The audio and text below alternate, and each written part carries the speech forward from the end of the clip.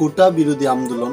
হ্যাঁ, কোটা বিরোধী আন্দোলন এটা বাংলাদেশের সবাই জানে বা সবাই এই বিষয়টি নিয়ে কথা বলতেছে বা সবাই সবার মতো করে বিষয়টাকে শেয়ার করতেছে বা বিষয়টা নিয়ে আলোচনা করতেছে।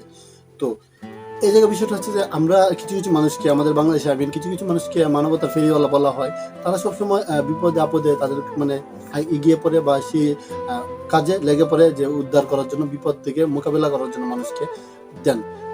এখন যোগাযোগ মাধ্যমে এই জিনিসটা ছড়াছড়ি করতেছে যে কোথায় গেল মানবতার ফেরিওয়ালারা এই মানে সংকটময় সময়ে তারা কেন নিজেদেরকে প্রকাশ করতেছে না বা কেন এই কোটা নিয়ে তারা কথা বলতেছে না। তো একটা পর্যায়ে দেখা গেল আইমান সাদিক, আমরা সবাই জানি সে একজন বাংলাদেশের স্বনামধন্য একজন টিচার, অনলাইন টিচার। তার একটা স্কুল রয়েছে 10 মিনিট স্কুল। হ্যাঁ, তো সেই স্কুল থেকে বা বাংলাদেশের হাজার শিক্ষার্থীরা পড়াশোনা নিতেছে বা বিভিন্ন ডিগ্রি অর্জন করতেছে। বাট বিষয়টা হচ্ছে এই জায়গায় যে আইমান সাদিক কোটা নিয়ে পোস্ট করেছে। তো সেই প্রেক্ষিতে সে যেহেতু মানে ঢাকা বিশ্ববিদ্যালয়ের স্টুডেন্ট, আর 15 তারিখ যেহেতু ঢাকা বিশ্ববিদ্যালয়ে রক্তাক্ত হয়েছে ছাত্ররা রক্তাক্ত হয়েছে, বাজেভাবে আহত হয়েছে। তো ছাত্ররা আর হচ্ছে ছাত্রলীগের মাধ্যমে সংঘর্ষটা হয়েছে। তো পুলিশও তাদের মাঝখানে ছিল। বাট ওইগুলা সব চিন্তা ভাবনা করে আইমান সাদিক সবকিছু চিন্তা ভাবনা করে পোস্টটা করেছিল। বাট পোস্টটা করার সাথে সে যে পোস্টটা করে সেই পোস্টটার প্রেক্ষিতে বা কিছুক্ষণ পরে আমরা সবাই জানি যে আমাদের বাংলাদেশের তথ্যমন্ত্রী হচ্ছে যে জুনায়েদ আহমেদ পলক। হ্যাঁ, তো তিনিও আরেকটা পোস্ট করেন। সেই পোস্টটা ছিল আইমান সাদিকের 10 মিনিট স্কুলকে নিয়ে।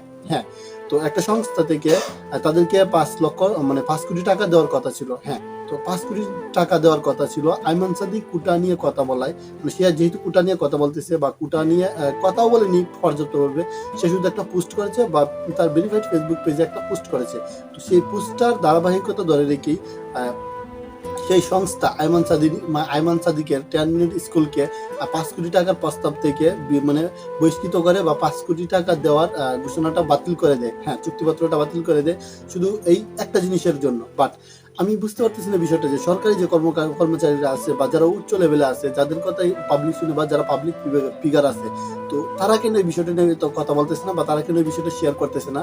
তো হয়তো তাদের ব্যক্তিগত বিষয় বা রাজনীতিবিদরা বিষয় পার্সোনালিটি আছে, তাদের সবকিছু চিন্তা ভাবনা করে তারা এগুলা কাজ করে না। বাট আইমান সাদিক সে যদিও একজন ঢাকা বিশ্ববিদ্যালয়ের স্টুডেন্ট, সে একজন শিক্ষক, সেই হিসেবে তার স্টুডেন্টদের বা ছাত্রছাত্রীদের পাশে দাঁড়ানোটা তার উচিত। সেই হিসেবে সে দাঁড়িয়েছে বা নিজের চিন্তা ভাবনা থেকে সে দাঁড়িয়েছে। তো বাংলাদেশে 56% কোটা দেওয়া হয়েছে, সেই কোটা বিরোধী আন্দোলনে সে যোগদান করেছে। বাট যোগদান করতে দেরি হয়েছে, তার সর্বনাশ হতে দেরি হয়নি। হ্যাঁ, তো তার সর্বনাশটা হয়ে গেল। 5 কোটি টাকার একটা সহযোগিতার একটা ফর্ম ছিল সেই জায়গায়, তো সেটা বাতিল করে দেওয়া হয়েছে। আর সেই পোস্টটা প্রকাশ্যে এসেছে, তো মানে সবার মাধ্যমে এসেছে বা সবাই সেই জিনিসটা দেখেছে। জুনায়েদ আহমেদ পলক, হ্যাঁ, আমরা সবাই জানি যে উনি আমাদের বাংলাদেশের তথ্য প্রতিমন্ত্রী, তথ্য ডাক যোগাযোগ প্রতিমন্ত্রী, মানে মন্ত্রী। হ্যাঁ, তো এই বিষয়টা নিয়ে সবাই আলোচনা করতেছে। তো এটা কিভাবে কি হলো? তো সে একটা জিনিস দেশে চলতেছে বা একটা জিনিস নিয়ে আন্দোলন চলতেছে। তো সেই প্রেক্ষিতে তো সবাই সবার মতামতটা প্রকাশ করবে, তাই না? তো সেই হিসেবে তার সাথে তো মানে চুক্তি হওয়া পত্র সেগুলো তো বাতিল করা আদৌ তো ঠিক না। তো এই বিষয়টা হচ্ছে যে সবার নজরে আসতেছে বা সবাই জিনিসটা শেয়ার করতেছে। তো তারা কিভাবে আসবে বা তাদেরও তো সবকিছু চিন্তা ভাবনা আছে যে কিভাবে আন্দোলনে আসবে বা কিভাবে আন্দোলনে জয়েন করবে। সবকিছু চিন্তা ভাবনা করেই আইমান সাদিক পোস্টটা করেছিল। তো ২-৩টা পোস্ট করে তার এমনকি তার কভার পিকটাও সেম এরকম দিয়ে দিয়েছে। তো কোটা বর্তমানে তো কোটার অনেক সমস্যার সম্মুখীন হচ্ছে বা অনেক জায়গায় মানুষ মারা যাচ্ছে, ছাত্ররা মারা যাচ্ছে। আর আন্দোলন তো বলতে গেলে আন্দোলন শেষ হবে না। তো আইমান সিদ্দিকের বিষয়টা আমি বললাম যে সে কোটা নিয়ে আন্দোলন করে বা কোটার পোস্টটা করার প্রেক্ষিতেই তার যে ৫ কোটি টাকার বরাদ্দ ছিল সেই বরাদ্দটা ক্যানসেল করা হয় বা তাকে দেওয়া হবে না।